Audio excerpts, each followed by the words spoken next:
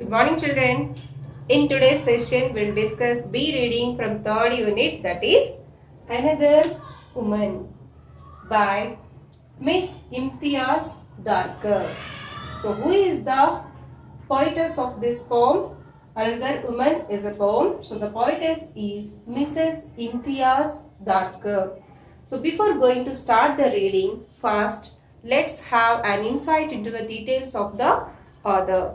Everybody open your textbooks. Open page number 89. Let's read about the author. So Miss Imtiaz Darkar was born in Lahore in Pakistan in 1954 and brought up in Glasgow, Scotland. She is ranked on par with some of the famous women poets of India such as Kamala Das, Sujata Bhatt and Tara Patel. She is not only a poet but also a painter and an accomplished documentary filmmaker. Her collections of poetry include Parda, Postcards from God, and I Speak for the Devil, The Terrorist at My Table, and Leaving Fingerprints. So this Miss Imtiaz Darkar, she is a versatile writer, very famous writer. In most of her writings, we can see about the sufferings of the women in the present society. So she is not only a writer but also a painter and of course accomplished documentary filmmaker. Actually, she belongs to Pakistan but she brought up in Glasgow, Scotland. Some of her famous collections are like Parda, Postcards from God, and I Speak for the Devil, The Terrorist at My Table, and Leaving Fingerprints. So that's about the author Miss Imtiaz Darkar. Now let's see the reading. Everybody open page number 87. So what's our reading? Be reading, children. It's Another Woman. So through this poem, the poetess, she wanted to express her grief. She wanted to reflect on the pathetic condition of women in our country, India. So she wanted to focus on domestic violence that is being experienced by women all over India. You know about domestic violence, right, children? So especially the married women, they are facing this problem. They are being harassed by their in-laws or husband in the house. So the present poem focuses on that. See, children, first let me ask you a few questions. Just will think about a few things. Try to imagine the role of your mother in your life. Try to imagine role of your mother in your life. Can you imagine your life without your mother? Is it easy for you to live without your mother? And think about her daily activities. What is she doing from morning to night? She is doing everything right. She knows about each and every one of your family. She always tries to fulfill everybody's needs. Is it correct or right? Wrong, children? So she thinks about everyone. But is there anyone who thinks about her? Is she getting that love? Is she getting that respect? Is she getting those all things that actually she deserves? Obviously, answer for all these questions is no. Is it true or not, children? Then why? Why are we behaving with her like that? What's her mistake? See, children, if you take any girl, up to her marriage, she used to live like a princess in her house.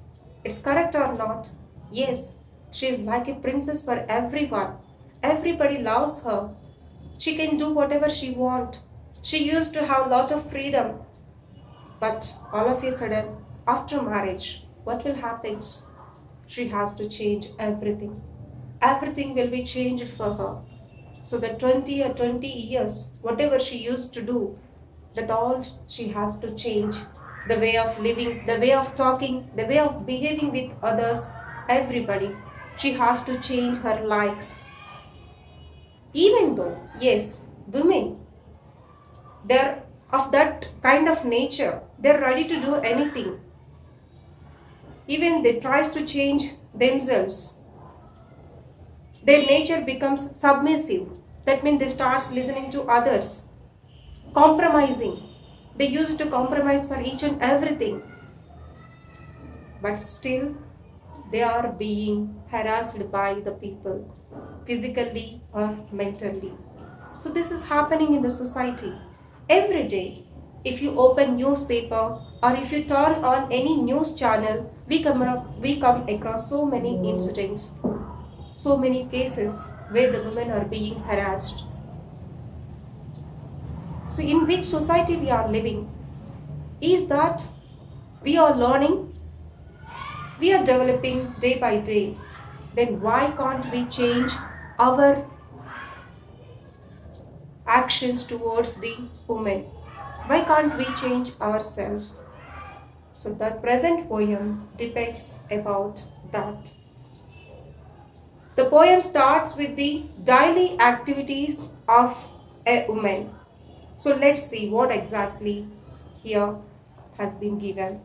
Everybody look at the poem. This morning she bought green methi in the market, choosing the freshest bunch. Picked up a white radish. Imagined the crunch it would make between her teeth. The sweet, sharp taste, then put it aside. Thinking it an extravagance, counted her coins out carefully, tied them, a small bundle, into her sari at the waist. Came home, faced her mother-in-law's dark looks, took the leaves and chopped them. Her hands stained yellow from the juice, cut an onion fine and cooked the whole thing in the pot over the stove, shielding her face from the heat. So this is the poem, first stanza. This morning she bought green methi. So in our poem there is a woman. So we are going to see her daily activities. So one day she went to the market to buy methi. Methi means, you know that, right, children? It's a leafy vegetable. So she went to the market and of course she has chosen the freshest bunch. The freshest. Observe that, children, superlative degree. The freshest bunch. Why did she choose that? She can take anyone, right? Why did she choose freshest bunch? Because she wanted to make a tasty curry. Otherwise, again, she has to face whatever the words by her mother-in-law or her husband. So that's why she has to do each and everything very carefully. Very perfection. Perfection is required in all her works. That's why she had chosen the freshest bunch. Along with the methi, she picked up a white radish. You also know about white radish, right? So she picked up a white radish. Imagine the crunch it would make between her teeth. So while picking up that radish, she imagined in her mind the crunch it would make. Crunch means if you bite anything, okay, that sound you'll get it, right? So that's called as crunch. So she was imagining the crunch it would make between her teeth, then the sweet sharp taste. So she was imagining about the crunch as well as the taste that gives the radish when she bites that. So she wanted to eat that. She loves to eat that. That's why even she picked up white radish along with methi. Okay? But then what happened? She put it aside, thinking it an extravagance. What she put it aside? That white radish. She put it aside. What happened to her? She wanted to eat that. But suddenly what happened to her? She put it aside. Again, what she started thinking in her mind? She thought that buying that radish is going to be an extravagance. Extravagance means spending more than necessary in an uncontrolled way. So if anyone is spending money which is not necessary in an uncontrolled manner, then we call it as an extravagance. So children, do you think really it's an extravagance? See, radish, it's very good in all proteins and minerals. We can eat that. So she wanted to eat that. Really, is that going to be an extravagance? To be frankly speaking, it's not at all an extravagance. Then why she was thinking that as an extravagance? Because her condition was like that. She was not at all having any freedom. She can't spend more money out of her budget. But budget means here only some money was given to her. She has to complete her shopping within that money only. And at home, she was said to bring only methi. So she was not at all having right to buy radish. So that was her condition. Isn't it pathetic, children? So she was doing all the work, but she was not at all having any choice to do whatever she wants. Okay, then what she did, okay, anyway, just she took only methi. Then what she did, counted her coins out carefully, tied them a small bundle into her sari at the waist. So just she bought methi, then she gave money to the vendor, and whatever the money she got it back. She counted the coins very carefully. She has to be very careful because again she has to answerable to her husband and mother-in-law. That's why she counted the coins very carefully and tied them a small bundle into her sari. So in the villages mostly, if you observe the women, okay, so how they use it to like keep the money at the end of the sari. So if you take that pallu of the sari, so they use it to tie the coins in the pallu, and then she bundled that. Again she kept that at her waist. Okay, like that she like counted the coins and tied them at her waist. Then what she did, came home, faced her mother-in-law's dark looks. So she came home. By the time when she returned to the home, what was the situation at home? Her mother-in-law was very angry. She was very angry. That's why the woman has to face the dark looks of her mother-in-law. Here dark looks means anger. Dark looks means anger. So what do you think? Why was she angry? So maybe she came late, or maybe she thought she is unnecessarily wasting the money. So something is going on in her mother-in-law's mind. That's why she was very angry. So that's the usual thing for women. So she faced that anger looks as it was very usual. Then what she did, she went into the kitchen. Okay, so then she took the leaves and chopped them. Chopping means what? Cutting. Cut. Chop means cut. Cut, three forms remain same, children. Cut, cut, cut only. Don't say cutted. Okay. So here the leaves and chopped them. Her hand stained yellow from the juice. While she was cutting the methi leaves, so the juice from the leaves, because of the juice, what happened? Her hands turned into yellow. So because of the juice from the methi leaves, while she was cutting, her hands turned into yellow color. And anyway, she wanted to prepare the curry. That's why even she cut the onion also. Then fine and cooked the whole thing in the pot over the stove, shielding her face from the heat. So she started cooking or preparing the methi curry. So she cut the methi leaves, she cut the onion. Then what she did, she placed one pot on the stove. See, in previous days, generally people used to cook in the pots. Okay, not like our vessels, right? So she also placed pot on the stove and started cooking the curry by like placing all the whole thing, whatever she cut. But whenever she was cooking, while she was cooking, she has to face that heat. So in the previous days again, so there were no gas stoves, right? So because of that, she has to face that heat from the stove, and she was shielding her face from the heat.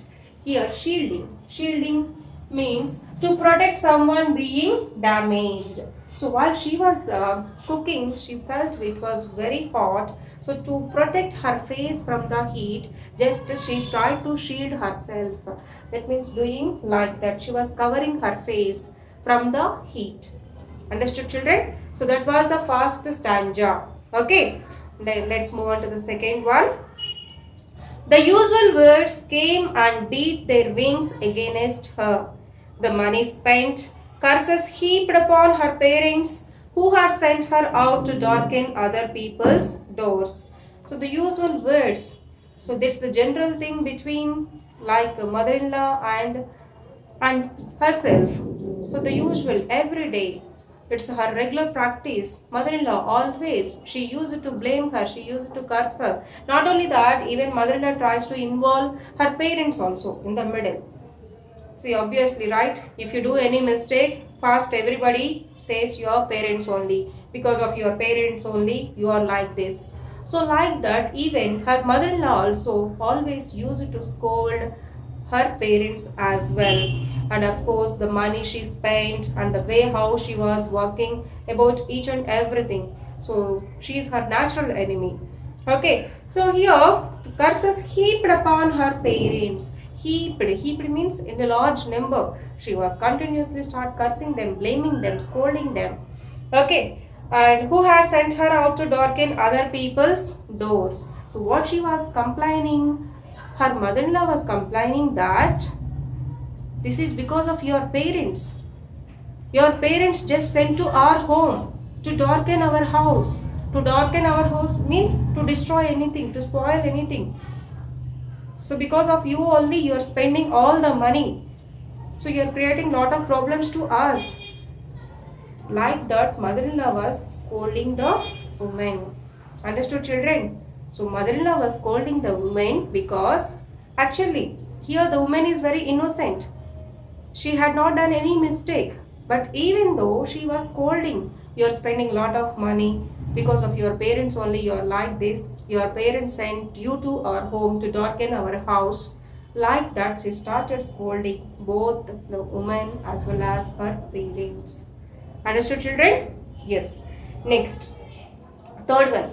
She crouched as usual on the floor beside the stove. When the man came home, she didn't look into his face nor raise her head, but bent her back a little more. Nothing gave her the right to speak. So, after listening those words, the woman, she was very upset. She was sad. So what she did, she crouched on the ground. Crouched means bending. So that she bent down on her knees. Okay, so she sat down on the ground and beside the stove. Then what happened? Who came there? Her husband came. But even though she didn't raise her face, she didn't raise her head. In fact, she bent back a little more. So she was upset, she was sad, she wanted to share her feelings with someone. At the same time, her husband came into the house, but she didn't raise her head. Even she doesn't face her husband. In fact, she bent down a little more. Nothing gave her the right to speak because she was not at all having any right to speak in her house. She can't raise her voice. Even though if she expresses her feeling, nobody is there to understand. If she is going to share her feelings with her husband also, there is going to be no use at all. Maybe she may get more curses from her husband as well. So there is no one to share her feelings. There is no one to help her. So that was the situation. So look at that woman, children. She is doing all the household works. She always trying to save the money. She was compromising. Even though her mother-in-law is scolding, she didn't raise her voice. She used to be very upset. She has to lead the life like that only. So that was the condition of the woman in that house. Okay, let's turn the next page. Let's see. She watched the flame hiss up and beat against the cheap old pot, a wing of brightness against its blackened cheek. So she was cooking, right?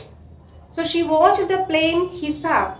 Hiss up means, so generally this is used for the snakes, the sound. Here it has been compared with the flame. Okay, that flame, it was coming up. That's called as hiss up. Because of that heat, what happened? And beat against the cheap old pot. So there was too much heat. Because of that, actually that pot was the old one. That's why what happened? Some cracks appeared on the pot. That was old pot, at the same time cheap. So that's why what happened? There was some cracks on the pot. Not only that, because of that flame, even her cheek, the pot's cheek was also blackened. Okay, so we can observe at our home also, right? So that black thing we can observe on the vessels. Okay, so because of that heat, what happened? That blackened the cheek of the pot.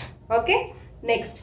This was the house she had been sent to, the man she had been bound to, the future she had been born into. So that was the house she has been sent to, and that was the man she has been bound to, the future she had been born into. So after marriage, everything changed for her. No one to take care of her. Even in future also, the same things are going to be happen with her. Understood, children? Next. So when the kerosene was thrown, just a moment of surprise, a brilliant spark. It was the only choice that she had ever known. So she was leading life like that. She couldn't live like that. So that's why what she thought might be the solution for her problems. She thought there is only one solution. That's what? Throwing some kerosene and letting herself to take her life. So if anyone throws the kerosene and if you lit up, what will happen? We can observe the brilliant spark, because she knows that was the only choice. She was not at all having any other option. That's why she wanted to take her life herself. Okay, next. Another torch blazing in the dark, another woman. We shield our faces from the heat. So here, another torch means here the poetess, according to her, it represents another woman. That's what our title is. Another torch means another woman. Blazing in the dark. Blaze means to burn very brightly or strongly. To burn very brightly or strongly. So this was happening. See here, children, here the kerosene was thrown means here two meanings. We can assume that whether she only had thrown kerosene on herself, or maybe her mother-in-law or her husband has thrown kerosene on her. So most of you heard about these incidents. You might have observed in the movies or in the books or even in our society, because of the dowry system. Remember, children, giving dowry and taking dowry both are offense, but still people are following this practice. So don't encourage that one. Remember, children, don't take or don't give. So because of this dowry, what is happening? So many poor people are there in our country, right? So if the parents, if they are not able to give the money, such incidents will take place. So just for the sake of money, people use it to kill. So in-laws and husbands, they use it to kill women unnecessarily. So how brutally they kills. Is it fair, children? No, not at all. Even if you observe, so maybe at neighbors or in your house and relatives, women usually, they used to suffer a lot. If they are facing any problem also, they don't raise their voice. They silently use it to bear all those things. They don't want to share even with parents also. So that's why these type of incidents are taking place. So we all aware of this. We know about this. But we are shielding our faces. we are not able to raise our voices. So if we raise our voice against it, definitely these type of incidents are not going to take place. We can save the life of women. So what is her mistake, children? Being born as a woman, is that only her mistake? Why is she suffering? What is her mistake?